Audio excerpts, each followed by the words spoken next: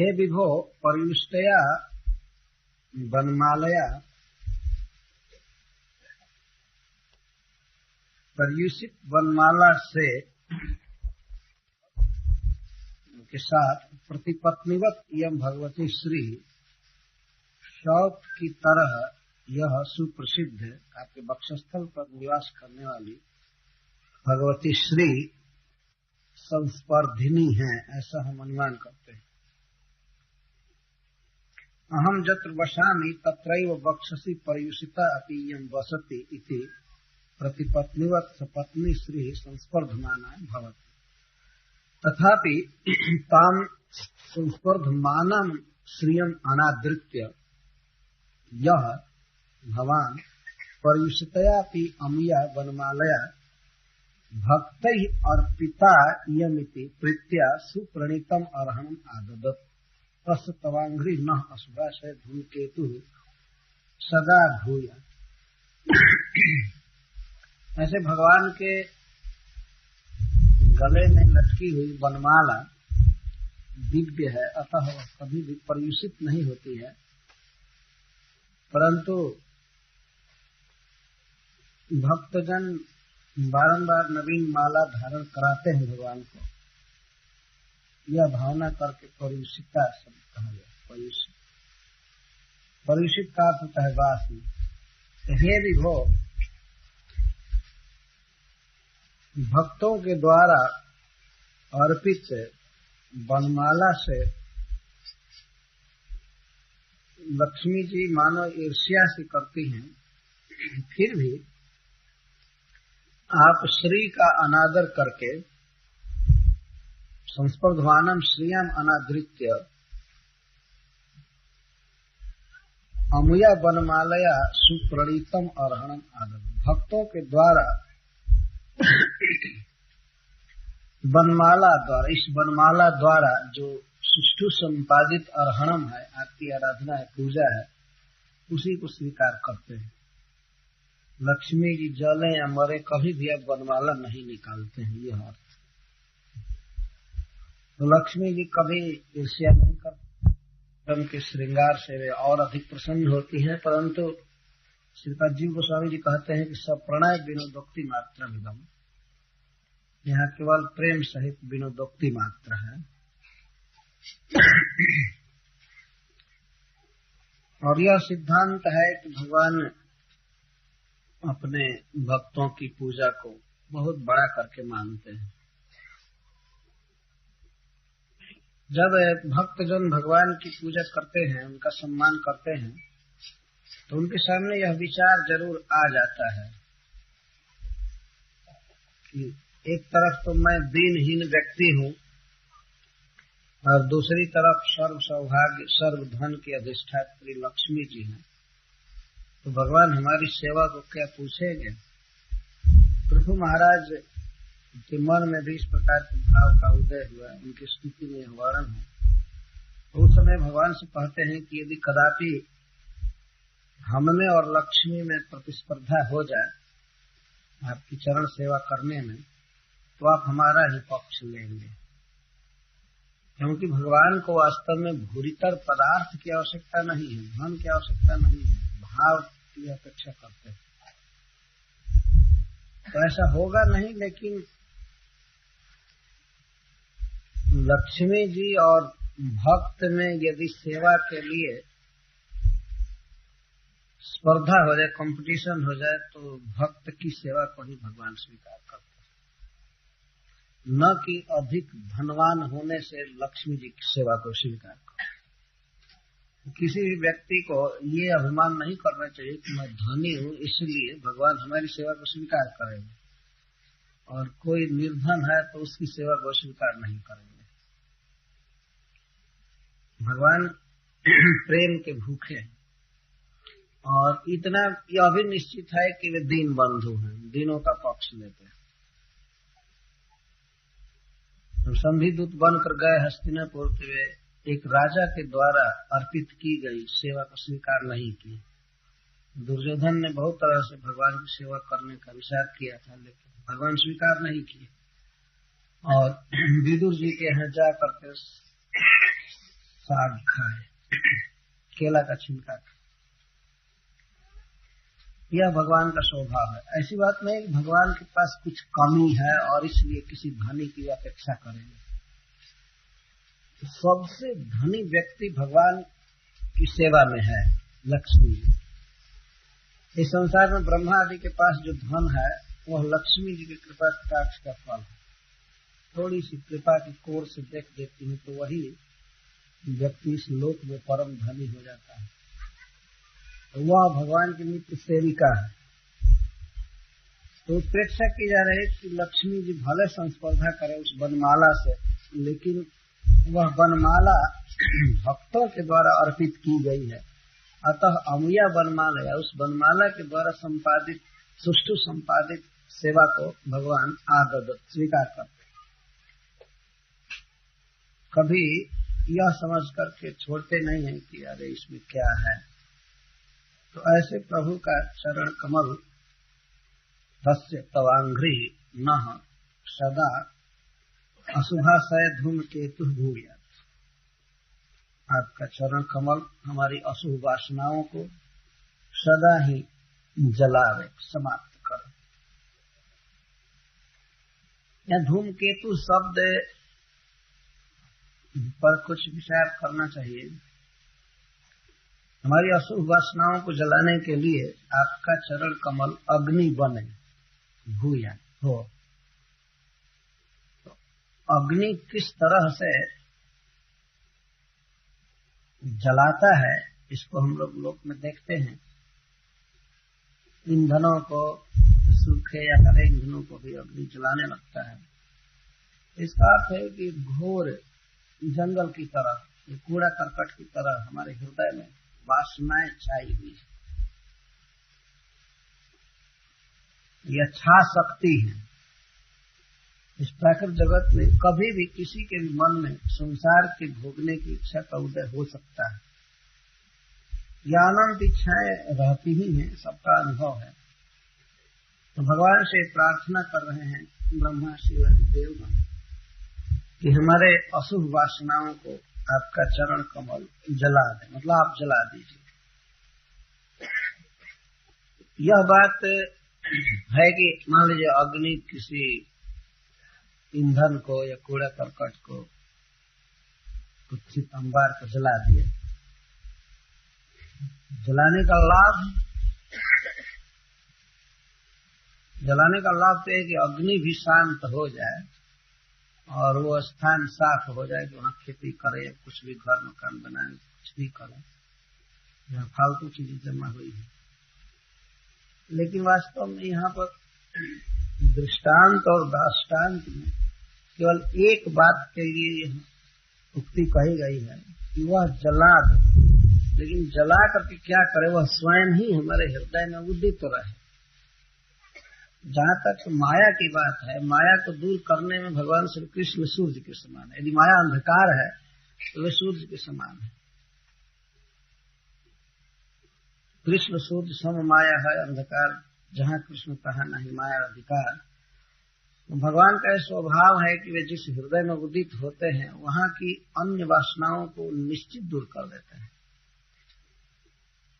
इसलिए अगले श्लोक में आगे कहा गया कि सम नस्तनोतु, हमारे हृदय में सम का विस्तार करें, मतलब सम स्वरूप, कल्याण स्वरूप, सुख स्वरूप भगवान श्री कृष्ण हमारे हृदय में उदित रहे, जिससे कि अन्य वासनाएं आवे ही नहीं। तो दो प्रकार के भक्तों के लिए प्रार्थना, एक तो पहले से जिनके हृदय में वासनाएं हैं उनको आप जला दें, और दूसरी बात यह है कि आप हमारे हृदय में सदा उदित रहें, जिससे कि एक तिनका मात्र भी वासना हमारे हृदय में न आने पाए। जहाँ प्रचंड अग्नि जलती रहती है, आग जलती रहती है, वहां पर कोई भी खरपात आते हैं दूर से ही जल जाएगा, वो ठहर नहीं सकता। तो आगे कोई वासना न उठने पावे, इसलिए आप हमारे हृदय में उदित रहिए सदा। और विशेष करके आपकी यह सुंदर आकृति वनमाला से युक्त इस वनमाला को देखकर हमें इस बात का स्मरण होता है कि आप भक्तों से बहुत अधिक स्नेह करते हैं। यही कारण है कि उन दीनहीन भक्तों के द्वारा अर्पित की हुई सेवा को भी आप इतना बड़ा करके और उसे धारण किए रहते हैं। तो आपका यह स्वभाव और आपका यह रूप हमारे हृदय में सदा उदित रहे, जिससे हमारे भीतर आपके अतिरिक्त तो अन्य कामना न होने पाए। भगवान जहाँ भी जाते हैं वनमाला धारण किए हुए, तो उस वनमाला को देखकर भक्तजन यह जरूर ध्यान करते हैं कि किसी न किसी अति धन्य भक्त ने यह वनमाला अर्पित की हो। भगवान उसे धारण करके लोक को यह शिक्षा भी देते हैं कि देखो, भक्त के द्वारा अर्पित पूजा को मैं स्वीकार करता हूँ, प्रेम से धारण करता हूँ। और वैसे त्वच्चरणस्य भक्त पक्षपातः प्रसिद्ध है लेती स्तुवंतः प्रार्थयन्ति। अगले श्लोक में कह रहे देवघर की भक्त का पक्ष करना आपके स्वभाव में यह प्रसिद्ध बात है। त्वच्चरणस्य भक्त पक्षपातः प्रसिद्ध है। केतुस्त्रिविक्रम युतस्त्रिपतत्पताको जस्ते भया भय करो सुरदेव चम्मुः स्वर्गाय साधु सुखले स्वितराय भूमन् पादः पुनातु भगवन् भजतामघम्नः। यह त्रिविक्रम युतः, जो चरण कमल त्रिविक्रम से युक्त है, बलि बंधने त्रिभिर विक्रम युक्त। बलि महाराज को बांधते समय, बलि महाराज को बांधने के प्रसंग में भगवान ने 3 पग बढ़ाया था, सुप्रसिद्ध पग। इसीलिए भगवान के चरण कमल के लिए यह प्रयुक्त त्रिविक्रम युता। विक्रम मतलब पदन्यास, पदन्यास, जूता है युक्त, जो 3 पदन्यास से युक्त है। तो क्या भगवान केवल 3 ही पग चले हैं आज तक? ये तो बहुत बहुत चले हैं, लेकिन एक बार उनका 3 पग बहुत प्रसिद्ध हुआ था। त्रिविक्रम उसी समय से नाम हुआ भगवान। त्रिविक्रम कहिया त्रिविक्रम जूता ते पादः, आपका चरण तत्र द्वितीय विक्रमे सत्यलोकम गतः। तो भगवान का एक चरण नीचे गया, दूसरा चरण ऊपर गया और तीसरा चरण बलि महाराज के मस्तक पर। ये त्रिविक्रम। तो तत्र द्वितीय विक्रमे सत्यलोकम गतः तव पादः केतु। तो जो सत्यलोक में गया आपका चरण, वह तव पादः केतु, अति उच्छ्रित विजय ध्वज। वह केतु है। केतु का अर्थ होता है ध्वज, झंडा। अति उच्च झंडा को केतु कहते हैं।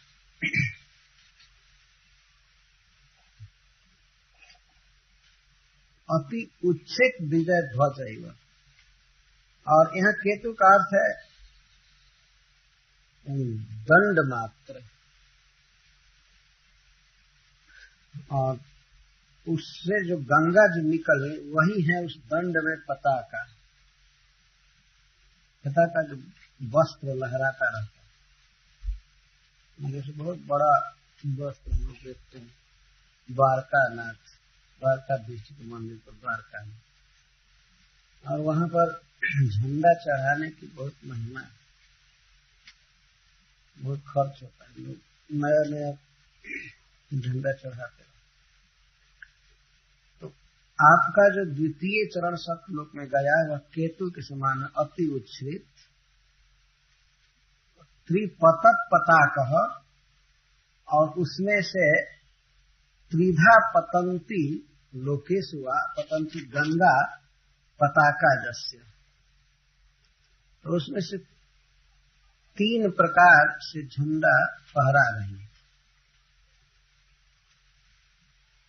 मतलब गंगा जी जो तीनों लोकों में बहती है, वहीं से निकली गंगा जी, इसलिए पहले भगवान के चरण में पताका से केतु से दे रहे हैं और वहां से फहरा रही है लंबी लंबी जो कपड़े फहराते हैं, वो त्रिधार त्रिपतत पताका।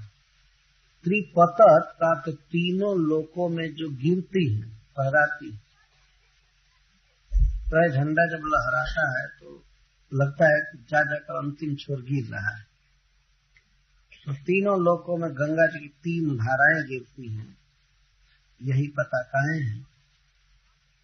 एक तो ये है, और दूसरी भयाभय करह, भगवान का चरण कमल भय करता है, भय देता है और अभय देता है। किसको? आगे कह रहे असुर देव चमू, असुरों की चमू को, सेना को भय देता है और देवताओं की सेना को अभय देता है। मतलब आप सर्वदा देवताओं का पक्ष करते हैं, असुरों का वध करते हैं। तो असुर देव चमू तत्सेनयो उभयो भयाभय कर साधुषु सुरेशु स्वर्गाय, आप साधुओं में स्वर्ग की प्रतिष्ठा करते हैं, मतलब स्वर्ग देते हैं, सज्जनों को स्वर्ग देते हैं, सब देवताओं को स्वर्ग में प्रतिष्ठित करते हैं। और खलेशु इतराय, और असुरों में इतरस में अधोगमनाय नरकादि दुखाय, खलों को नरक आदि दुख देते हैं और साधुओं को स्वर्ग आदि सुख देते हैं। यह एवं केतु रूपहते पादः, केतु रूप आपका चरण कमल भजता न अघम पुनातु शोभयतु हे भूमा। भजन करने वाले हम भक्तों के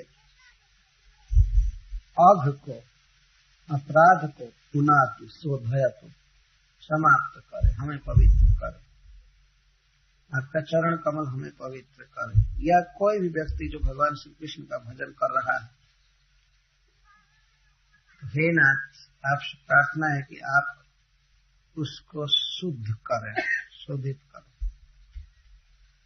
भगवत भक्ति करने वाले भक्त का पूर्ण दायित्व तो भगवान पर होता है, वे शुद्ध करते हैं। चैतन्य चरितामृत में भगवान ने कहा है कि यदि कोई व्यक्ति मेरा भजन करता है और विषय सुख मांगता है तो मैं वह विष उसे नहीं देता, क्योंकि संसार में जो विषय सुख है वो विष है। तो मैं उसे विष नहीं देता हूं, बल्कि अपना चरण कमल देता हूं। यह भगवान का स्वभाव। परंतु फिर भी भगवान को भगवान के स्वभाव की याद दिलाई जाती है। तो हम भजन करने वाले, भक्ति करने वाले भक्तों का अघ है आपका चरण कमल दूर करे। अघम पुनात मतलब पाप ताप समाप्त करके शोधयत शुद्ध करे। तो इस प्रकार से भगवान के अनेक गुणों का वर्णन इस श्लोक में है। भगवान असुरों के लिए भयावह हैं, देवताओं के लिए बड़े सुखद हैं, सज्जनों को ऊपर का लोक देते हैं, स्वर्ग देते हैं, वैकुंठ देते हैं, और खलों को अधोगति में डालते हैं, नरक आदि में डालते हैं। और 3 विक्रम से युक्त हैं भगवान, और गंगा जी उनकी कीर्ति को तीनों लोक में फैलाती रहती हैं, तीनों जगत को पवित्र करती हैं। ऐसा जिन चरणों का स्वभाव है, वे चरण हमारे पाप को दूर करते हैं। पाप का यहाँ अर्थ हमेशा लेना चाहिए अशुभ वासना, भगवत भक्ति के अतिरिक्त अन्य कामना। ननु युद्धे देवासुरादयः परस्परम जयन्ति जीयन्ते च किमहं तत्र इत्यतयः। यदि भगवान यह कहें देवताओं से कि देवता और असुर में जब युद्ध होता है तो परस्पर में कोई जीतता है, कोई जीता जाता है, हारता है, मैं वहां क्या करता हूं? इसी का उत्तर दे रहे हैं। नस्योत गावैव जस्य वशे भवन्ति ब्रह्मादयस्तनुभृतो मिथुरर्ध्यमानः कालस्य ते प्रकृतिपुरुषयोः परस्य शम्नास्तनोतु चरणः पुरुषोत्तमस्य। मिथुः अर्ध्यमानः ब्रह्मादयः तनुभृतः जस्य वशे भवन्ति। मिथु का अर्थ होता है मिथ, परस्पर। इस संसार में अर्ध्यमानः परस्पर युद्धादि के द्वारा जीव पीड़ित होते हैं, और सबसे बड़े कौन है? ब्रह्मा, ब्रह्माद्य, ब्रह्मा आदिर जेशांते ब्रह्मादय। ब्रह्मा से लेकर चींटी पर्यंत सभी जीव यहाँ इस जगत में परस्पर एक दूसरे को दुख देते हैं। तो मिथु अर्ध्यमान, झगड़ा सब जगह होता है। पक्षियों में युद्ध आपने देखा है ना, गौरैया गौरैया आपस में लड़ जाते हैं खोता लगाने के लिए। इसको हम देखा है। पक्षियों में युद्ध है, कीट पतंग में युद्ध है। एक चींटी भी दबती है तो मनुष्य तक को काटना चालू कर सकती है, काटती है। तो इस संसार में एक जीव दूसरे जीव को जितना सुख दे रहा है उससे अधिक मात्रा में दुख दे रहा है परस्पर। इसलिए मिथु अर्ध्यमाना यह कहा जा रहा है। इस प्राकृतिक जगत में प्रायः ब्रह्मा आदि सभी जीव एक दूसरे को दुख दे रहे हैं। अर्ध्यमाना समस्त शरीरधारी, यह तनुभृत का अर्थ ही है अपने स्वरूप से च्युत, अपने स्वरूप को भूले हुए और देह को मैं माने हुए। तनुभृत बहुवचन में जितने तनुधारी हैं, शरीर धारण करने वाले आत्मा, मतलब मायाबद्ध जीवगण, जिनमें ब्रह्मा जी सबसे प्रधान है। ब्रह्मा से लेकर के कीट पर्यंत समस्त जीव एक दूसरे को दुख दे रहे हैं, परंतु ये सभी जस्य वशे भवन्ति, आपके वश में है। किस तरह, कैसे वश में है? नसी ओता गावह इव। नसी माने नासिकायम, नाक में, ओता आविध्य बद्धा, गावह बलिवर्दा इव। जैसे बैलों को बस में रखा जाता है, किसान लोग बस में रखते हैं, उनके नाक में छेद करके और नाथ पहना करके और अपने बस में रखते हैं। गाड़ी में जोतते हैं, हल में जोतते हैं, कोल्हू में चलाते हैं, बैल से सेवा लेते हैं ना। अपनी इच्छा करती है कि चलो कुदर चलना है, तो बैल को चलना है, नहीं चलने का प्रश्न ही नहीं, क्योंकि नाक में नाथ है, रस्सी पड़ी हुई है। तो ब्रह्मा से लेकर के और कीट पर्यंत जितने भी जीव हैं, जस्य वशे भवन्ति, भगवान विष्णु के वश में है। एकला ईश्वर कृष्ण आर सब भृत्य, जारे जैसे नाचा ऐसे तैसे करे नृत्य। भगवान सबको नचाते हैं। यहाँ उदाहरण दे रहे हैं, स्वयं ब्रह्मा जी ही बोल रहे हैं कि ब्रह्मादय तनुभृतो जस्य वशे भवन्ति, उनके वश में है। कैसे? नसी ओता गावह, ये गावह बहुवचन में है, इसका अर्थ है बैल, बलिवर्दा।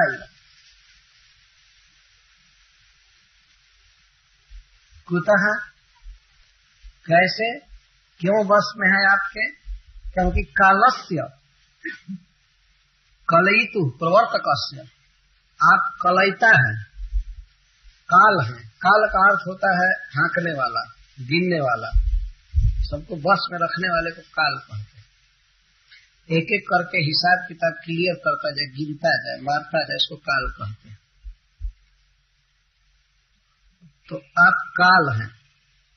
यह कैसे? क्योंकि प्रकृति पुरुषयो परस्य,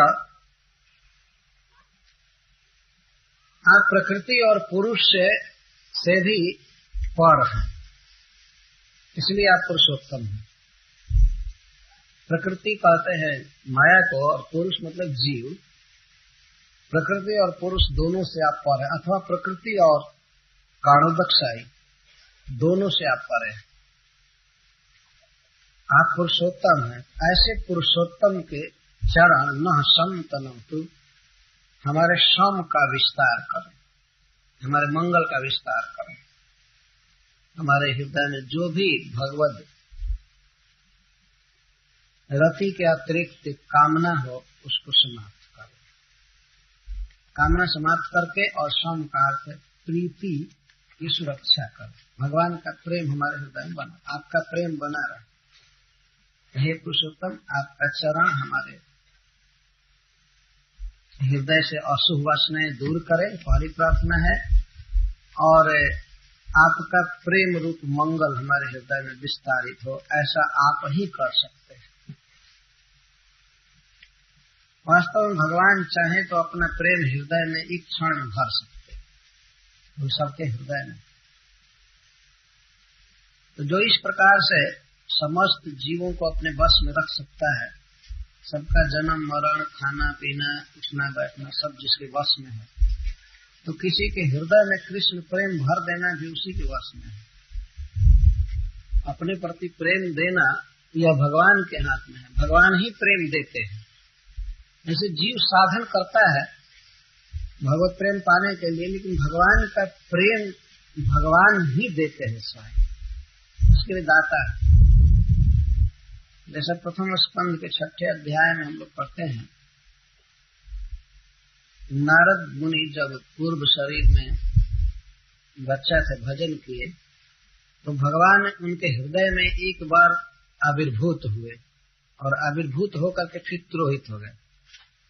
अब वह बच्चा भगवान को देखने के लिए पुनः अपने मन को समाहित किया, बैठा, ध्यान लगाने की कोशिश किया, लेकिन ठीक वो रूप मन में आया नहीं, तो विकल हो गया उस वन में।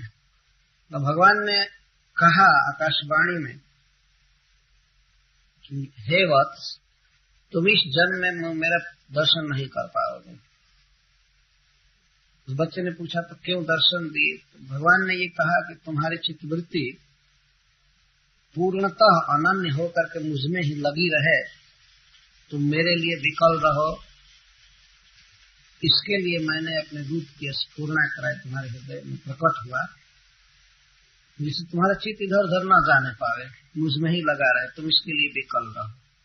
तो इससे स्पष्ट सिद्ध है कि भगवान चाहे तो एक क्षण में आविर्भूत होकर हृदय में प्रेम दे सकते हैं, हमारी इंद्रियों के वेग को अपनी ओर लगा सकते हैं। कुछ लोग ये कहा करते हैं कि भगवान का प्रेम भगवान कैसे दे सकते हैं। वास्तव में भगवान का प्रेम अब जो कुछ भी है सब भगवान में है, उनके साथ है, भक्त आदि सब उनके अधीन है। और जो भी उचित विधि है प्रेम उत्पन्न करने की, वो भगवान के हाथ में है। इसलिए प्रभु से प्रार्थना करनी चाहिए। जीव का स्वरूप है भगवान से प्रार्थना करना, मांगना। हमारे भीतर जो विचार उठ रहे हैं एकांत में भी, तो हम चाहें तो उन विचारों को भगवान के साथ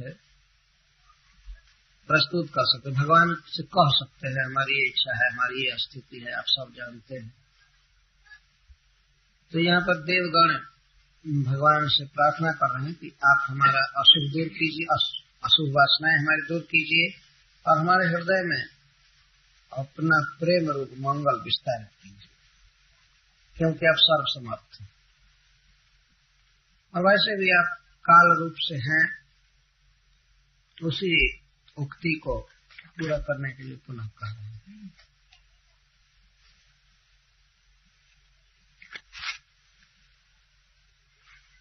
प्रकृति पुरुषाभ्याम परत्वम उत्पादयंत कालत्वेन पुरुषोत्तमत्वम आहुजस्य। प्रकृति और पुरुष से भगवान परे हैं, इसको कहते हुए और काल रूप से भगवान पुरुषोत्तम हैं, यह कह रहे हैं। पुरुष का अर्थ होता है स्वामी, मालिक। तो वास्तव में काल ही इस जगत का स्वामी है, काल के अधीन यह जगत है। अतः कालत्वेन पुरुषोत्तमत्व माहु, काल रूप से भगवान की पुरुषोत्तमत्ता का वर्णन करो। अस्यासि हेतुरुदय स्थिति संयमानाम् अव्यक्त जीव महतामपि कालमाहुः सोऽयं तृणाभिरखिलापचये प्रवृत्तः कालो गभीरदय उत्तम पुरुषस्त्वम्। अस्य जगतः उदय स्थित संयमानाम हेतु असि, है ना। अस्य जगत, इस जगत के समस्त जीवों के उदय स्थिति और संयम के आप हेतु कारण। तो काल इस जगत का हेतु है, जन्म का, स्थिति का और संयम का। तो अस्य जगत उदय स्थिति संयमानाम हेतु असि। कुतः, कैसे? क्योंकि अव्यक्त जीव महताम अपि कालम त्वाम, क्योंकि अव्यक्त जीव महताम अपि कालम त्वाम आहु। अव्यक्तम प्रकृति, जीव पुरुष, महान महतत्व देशा। तो आप प्रकृति और जीव समुदाय तथा प्रकृति और जीव समुदाय से मिले हुए महतत्व के भी काल हैं, नियंता हैं, ऐसा विद्वान लोग कहा करते हैं। आपको कालम आह, काल का अर्थ होता है नियंता, कंट्रोलर। प्रकृति, जीव और महत्त्व तीनों के आप ही नियंता हैं।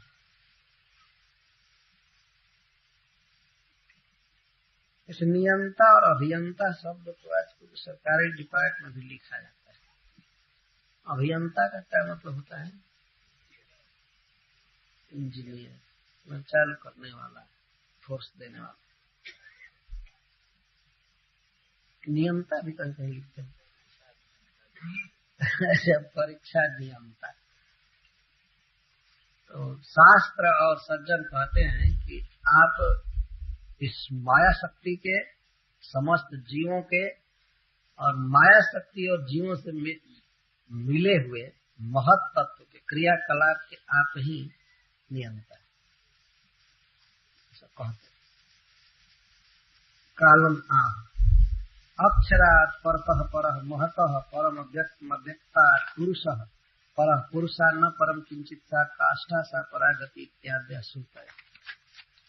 श्रुति में कहा गया अक्षरात् परतः परः महतः परम व्यक्तम व्यक्त अव्यक्ता पुरुषः परः पुरुषा न परम किंचित सा काष्ठा सा परागति। अयम संवत्सरात्मक, यह काल, यह जो प्रसिद्ध काल है, एक तो काल भगवान है और दूसरा यह प्रसिद्ध काल जो है।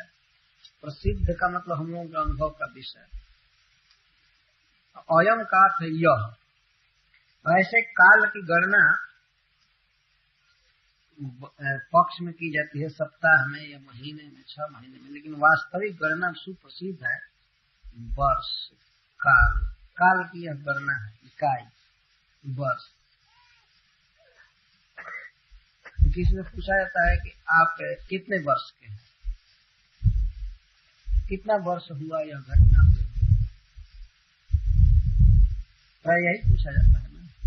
हम लोगों की आयु को कोई पूछता है तो वर्ष में पूछता है, नहीं पूछता है कितना दिन हुआ, सब जोड़ जाकर बताइए कितना महीना हुआ।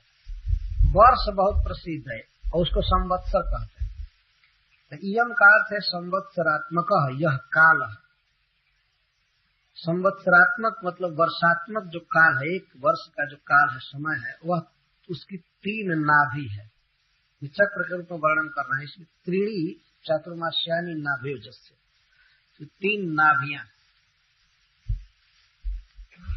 4 महीने की 3 नाभियां हैं। चातुर्मास्य कहते हैं। 3 चातुर्मास्य होते हैं एक वर्ष। वर्षा के 4 महीने, जाड़ा के 4 महीने और गर्मी के 4 महीने होते हैं ना। इस साल जाड़ा के 4 महीने ज्यादा हो गए, क्या हो गए, तो अधिक ठंडा पड़ गया, वर्षा हो गई। लेकिन जब गर्मी का मौसम आएगा तो आप लोगों को लगेगा कि यही तो ज्यादा नहीं हो रहा है। वर्षा भले कम हो रही है। 6 ऋतुएं हैं लेकिन यह चातुर्मास से का वर्णन किया जा रहा है। 3 चातुर्मास से है, 3 चौके 12 महीने। यह काल त्रिनाभि सह अपि त्वमेव, अभी आप ही हैं।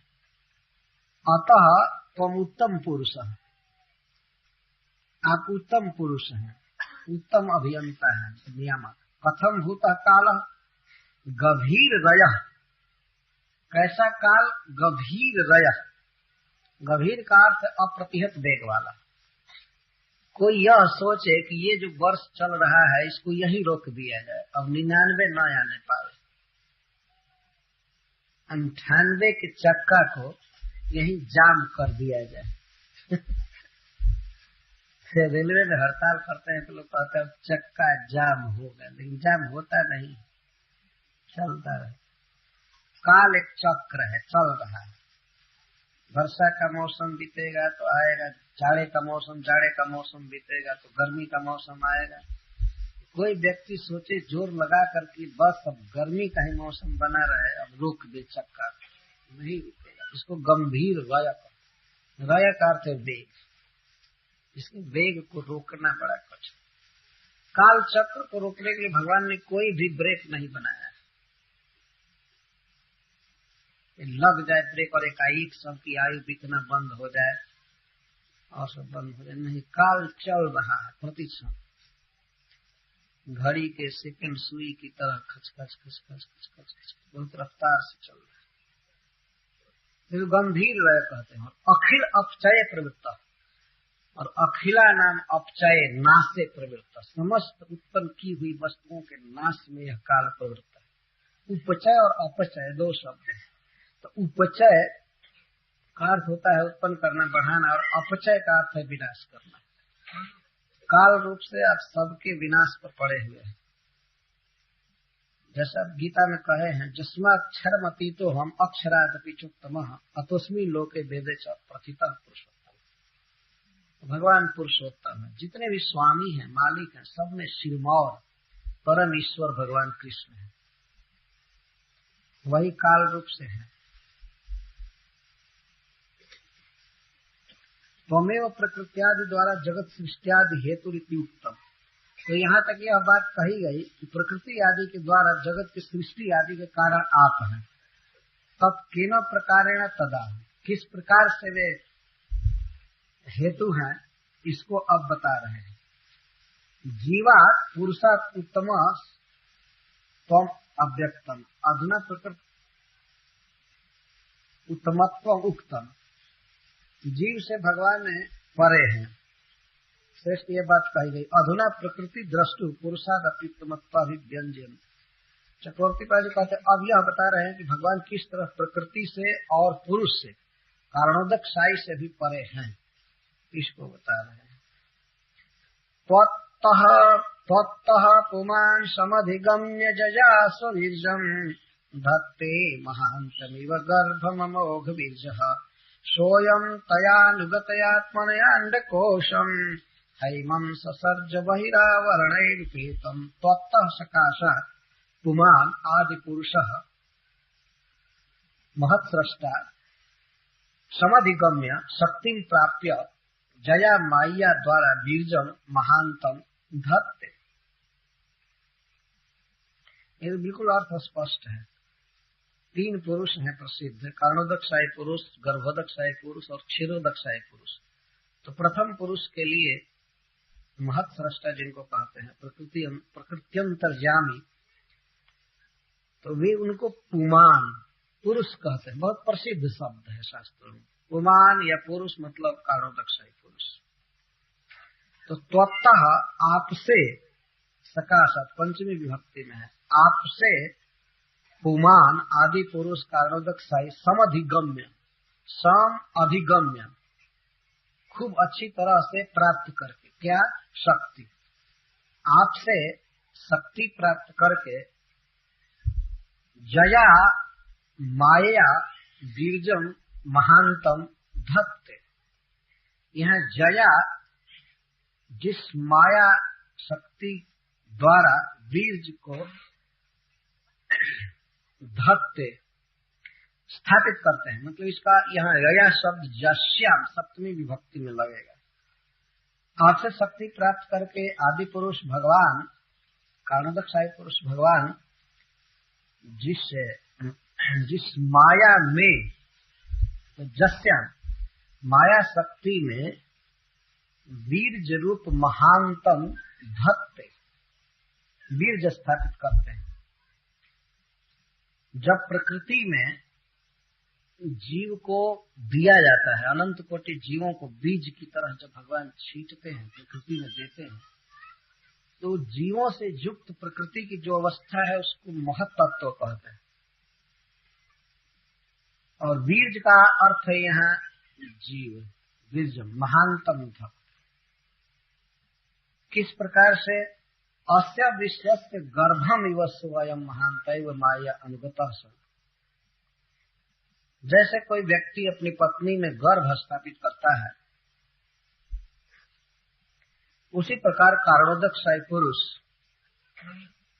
इस विश्व के गर्भ की तरह अस्य विश्वस्य गर्भम इव स्वयं महान अनुगतः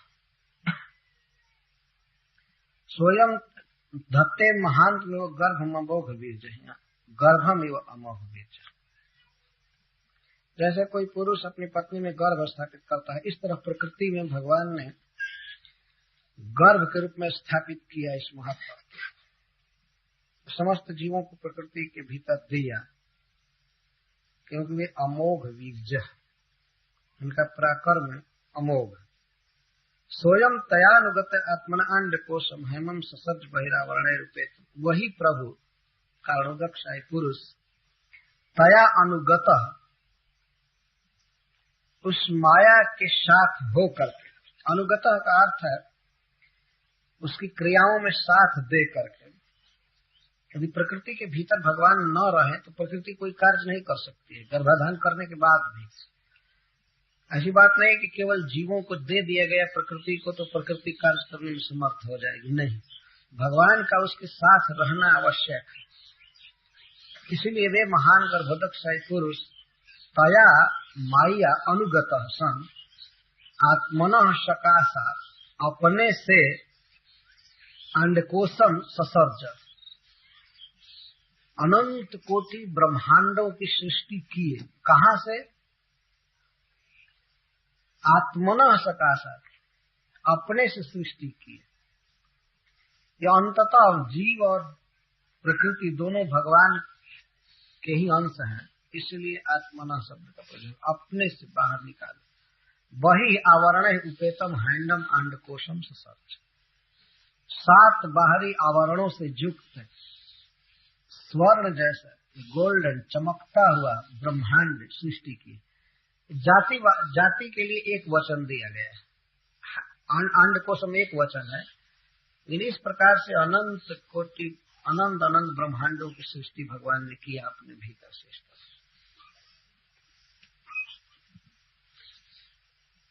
तो इसमें भगवान श्री कृष्ण की स्वयं भगवत्ता सूचित की गई है, और कारणोदकशाही भगवान इनके विलास है, इनके अंश हैं जो इस विश्व की सृष्टि करते हैं।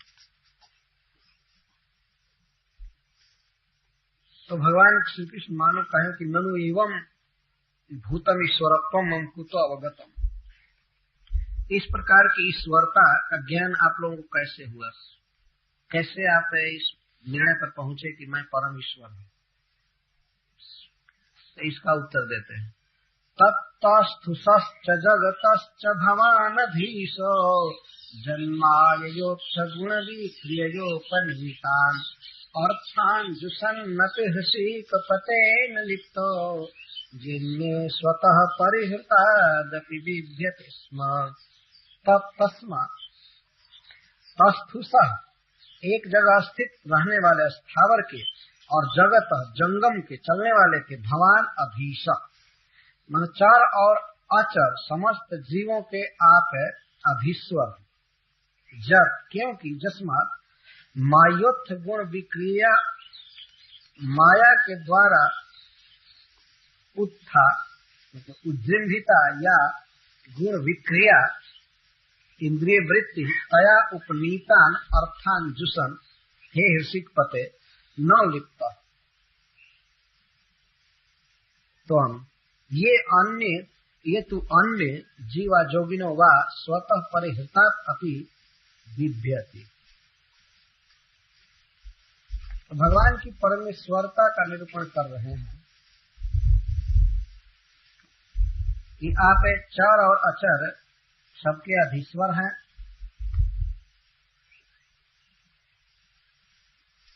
क्या अधीश्वरता है कि माया के गुणों के द्वारा जो उज्जृंभित गुण विक्रिया है मतलब इंद्रिय वृत्ति, उसके द्वारा लाए हुए विषयों को आप भोगते हैं फिर भी लिप्त नहीं होते, यही ईश्वरता है।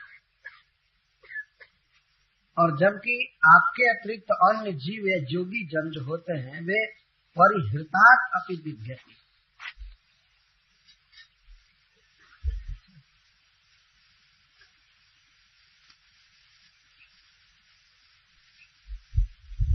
परिहृतात् का अर्थ है तिरस्कृत, त्यागा हुआ, दूर किया हुआ, उससे भी डरते हैं। अर्थात वासना मात्रेण बध्यंत। देखिए ईश्वर की ईश्वरताई, भगवान श्री कृष्ण की ईश्वरताई और जीवों की अनिश्वरताई। भगवान की माया से जन्म माया उत्थ गुण विक्रिया, भगवान की माया से इंद्रिय वृत्ति का जन्म होता है। इंद्रिय की वृत्ति और अर्थ दोनों भगवान उत्पन्न करते हैं। जैसे आंख है भी भगवान देते हैं, आंख में देखने की भावना, और आंख से जिन वस्तुओं को हम देखते हैं वो भी भगवान पैदा करते हैं। तो जो देखने की बात हुई इसको अक्ष वृत्ति कहेंगे, आंख की वृत्ति है। कान की वृत्ति है सुनना, ये सब, और शब्द की सृष्टि, इसी तरह स्पर्श की सृष्टि। तो भगवान की माया के द्वारा इंद्रियों की वृत्ति का जन्म होता है। वर्तन मतलब इंद्रियों में कार्य शक्ति आती है, क्षमता आती है, नहीं तो नहीं आ सकती। भगवान इस ब्रह्मांड के भीतर हैं या समस्त प्राणियों के भीतर परमात्मा रूप से स्थित हैं, इसलिए इंद्रियों में वृत्ति का उदय हो रहा है। दर्शन शक्ति, श्रवण शक्ति, घ्राण शक्ति, इसको गुण विक्रिया कहते हैं।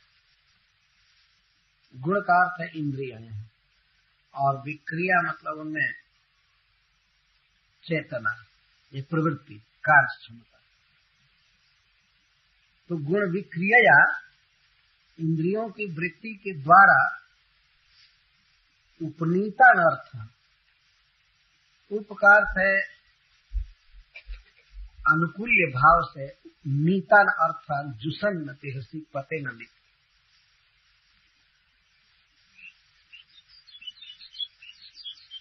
इस संसार में इंद्रियां हैं और इंद्रियों में प्रवृत्ति भगवान देते हैं और अर्थ भी भगवान देते हैं। तो यह देखा गया है कि भगवान इस जगत की सृष्टि करते हैं, वही देखने, सुनने, सुनने की शक्ति भी देते हैं, अर्थ भी वही देते हैं। और उन अर्थों को जुसन नपी हे हृषिक पते तन्न लिप्त, उनको भोगते भोगने पर भी आप लिप्त नहीं है, अनादिकाल से आप हैं। कोई भी जीव यदि किसी इंद्रिय से किसी वस्तु को देख रहा है या अनुभव कर रहा है तो वास्तव में आप उसके साथ हैं। भूते गुणांशोदसात्मक, अनंत कोटि जीवों के इंद्रिय प्रवृत्ति पर आप हैं और वस्तु भी आप बनाए हैं, प्रवृत्ति के भी कारण हैं, आप भोग रहे हैं समस्त वस्तुओं को, लेकिन फिर भी न लिप्त, आप इसमें लिप्त नहीं। लिप्त का अर्थ है कि आपके अंदर यह वासना नहीं आती है कि मैं भोगूं और भोग करके सुखी हो गया, ऐसी बात आप में नहीं है। अनासक्त भाव से आप हैं।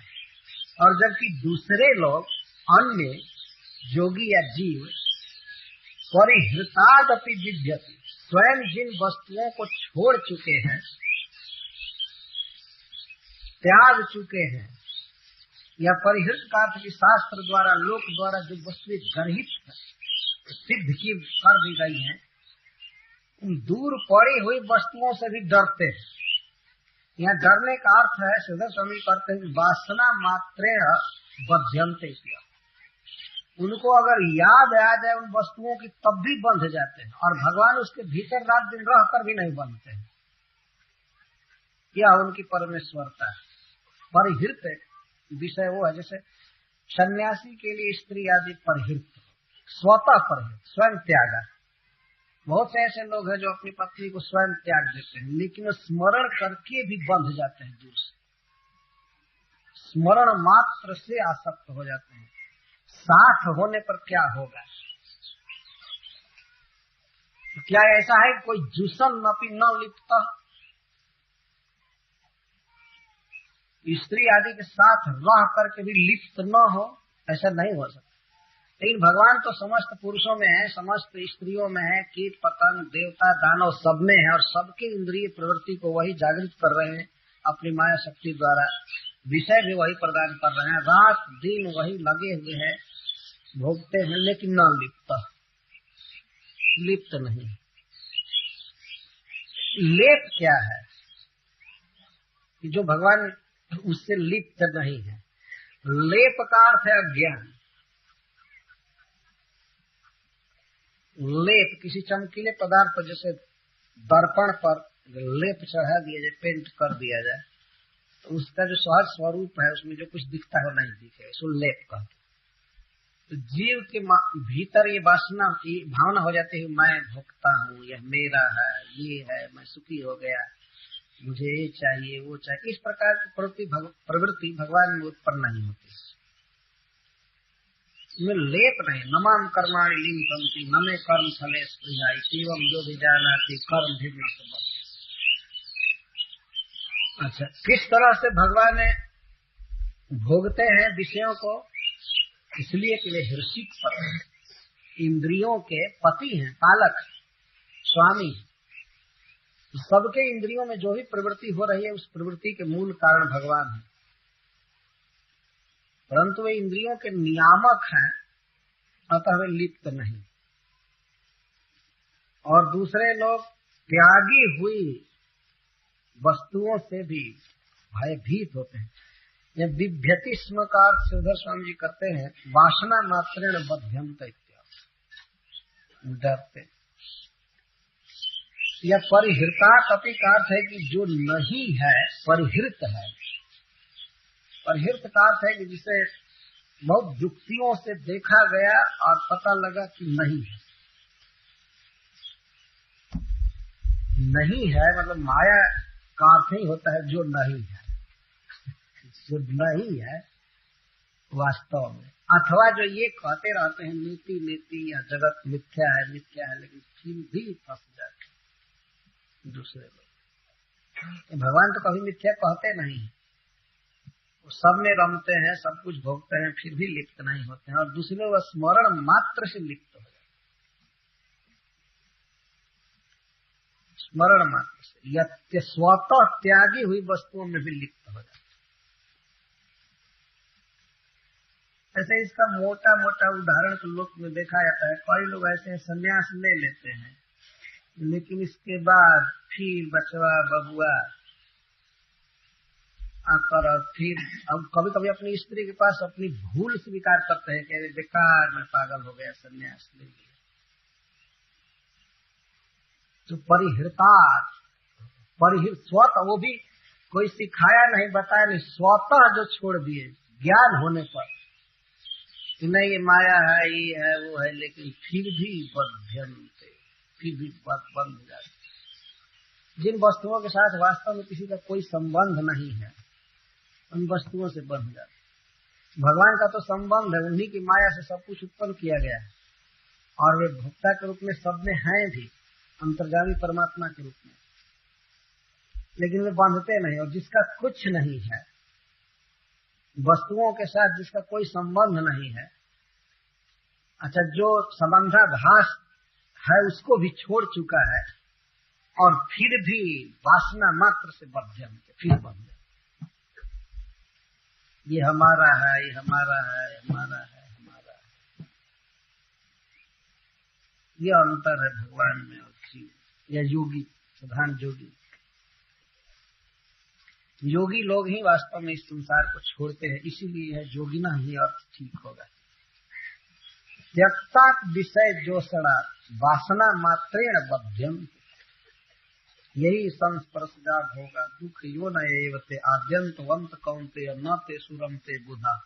बुध उसमें रमते नहीं है, लेकिन भगवान के अलावा और कोई भी बुध वासना मात्र से बंध जाता है। संपर्क मात्र हो जाए तो क्या कहना, संपर्क हो जाने पर क्या होगा, केवल वासना मात्र से बंध जाता है।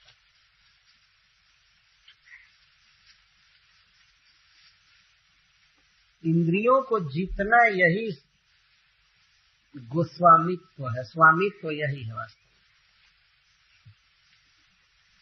जिस व्यक्ति की इंद्रियां ललायित नहीं है संसार को भोगने के लिए, वास्तव में वही ईश्वर है।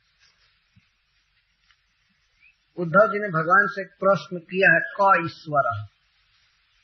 देखिए 19वां अध्याय क्या उत्तर आया है इसमें। क ईश्वर, ईश्वर कौन है, उसमें उत्तर दिया गया। प्रश्न में आया है, देखिए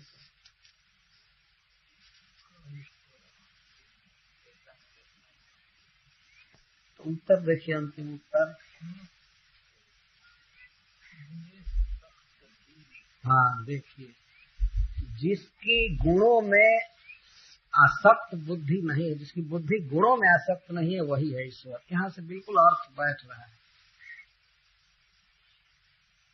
गुणेषु असक्त भी ईश्वर। प्रकृति के पदार्थों में जिसकी बुद्धि आसक्त नहीं है, वही है ईश्वर। यहाँ भगवान की परमेश्वरता का निरूपण किया है। गुणों में है भगवान, प्रकृति के पदार्थों के भीतर है, सब कुछ है। इंद्रियों की प्रवृत्ति को भी वही जन्म देते हैं, लेकिन फिर भी आसक्त नहीं, लिप्त नहीं। और जीव वास्तव में देह से परे है। देह से तो परे है ही, देह के संबंधी अनुबंधी पदार्थों से भी वो सदा परे है और स्वतः त्याग चुका है विवेक द्वारा, शास्त्र श्रवण द्वारा, सब कुछ हीन तरह से तुच्छ समझ करके, फिर भी स्मरण मात्र से उनमें बंध जाता है, लिप्त हो जाता है। ये उसकी अनिश्वरता है। और आप तो उसके बीच रह करके भी नहीं बन। अलिप्तत्व में उसी अलिप्तता का वर्णन कर रहे हैं देवगण। किस तरह भगवान श्री कृष्ण अलिप्त है, इसका वर्णन यहाँ किया जा रहा है। पहले लेप का वर्णन हम लोग समझ लें। लेप का अर्थ, इस संसार में ऐसे तो अनेक प्रकार के लेप हैं, इसको दाग कह सकते हैं, कालीमा। ये खास करके पुरुष के लिए, इस संसार में स्त्री और स्त्री के लिए पुरुष, यही सबसे भारी लेप है। कौन ऐसा व्यक्ति संसार में जन्म लिया होगा पुरुषों में, जिसकी चित्तवृत्ति स्त्री में आसक्त न हुई होगी, कभी न कभी। चित्तवृत्ति की बात मैं कह रहा हूं, चित्त उसका किसी स्त्री में न गया। ब्रह्मा, शिव आदि से लेकर के अब तक के लोगों की बात की जा रही है। और कौन ऐसी स्त्री होगी जिसका चित्त किसी पुरुष में न गया। लेकिन भगवान इतना निर्लिप्त है। इस संसार में अन्य विषयों की तो बात छोड़ दीजिए, अन्य विषयों में आसक्ति का तो कोई प्रश्न ही नहीं। भगवान किसी भी स्त्री में आसक्त नहीं थे। उनके मन में कभी स्वप्न में भी विकार आया ही नहीं, जबकि 16,000 उनकी पत्नियां हैं। दूसरे की स्त्री हो या मतलब परस्त्री हो, तो उसमें हो सकता है किसी व्यक्ति का चित्त न जाए, शास्त्र के भय से, जमराज के भय से या लोक भय से। मन में हो सकता है विकार न, विचार करेगा, अरे शास्त्र इसको विकर्म कह रहा है, जमराज जी दंड देंगे, अथवा लोक में स्त्री वाला दंड देगा। इससे हो सकता है उसके चित्तवृत्ति में क्षोभ आकर के भी क्षोभ ठंडा हो जाए, क्रियान्वित न होने पाए। लेकिन विवाह के द्वारा बिल्कुल वैध स्त्री जिसके पास हो और उसका चित्त स्वप्न में भी स्त्री में लिप्त न हो, भोगने की वासना न हो, क्या ऐसा संभव है? और वो भी 16,000 स्त्रियां, और केवल संख्या गिनाने के लिए ही नहीं, एक एक स्त्री इस विश्व में सबसे अधिक सुंदरी थी। सुखदेव गोस्वामी ने, ब्रह्मा शिव आदि देवता कह रहे हैं भगवान की निर्लिप्तता का वर्णन। स्मायावलोक नवदर्शित भावहारी भ्रूमंडल प्रहित सौरत मंत्र सौंदही पत्न्यास्तु 16 सहस्रमनंग बाणैः जस्येन्द्रियं विमथितुं करणेन विभव्य। ननु अहम अत्र कामीव लक्ष्य नित्याः। क्रम संदर्भ में इस श्लोक के उपक्रम में जीव गोस्वामी कहते हैं कि हे ब्रह्मा जी, हे भगवान शिव, भाई हम तो इस लोक में एक बहुत बड़े कामी के रूप में विख्यात हैं, और आप लोग कैसे कहते हैं कि मैं लिप्त नहीं? कोई एक दो स्त्री रखता है, मैं 16,000 स्त्री रखा हूं, और हमको आप लोग कह रहे हैं कि आप निर्लिप्त अनासक्त हैं। कैसे? इसी को सिद्ध कर रहे हैं। स्मायावलोक लव दर्शित हाथ भावहारी भ्रूमंडल प्रहित सौरत मंत्र सौंदर्य। स्माय अवलोक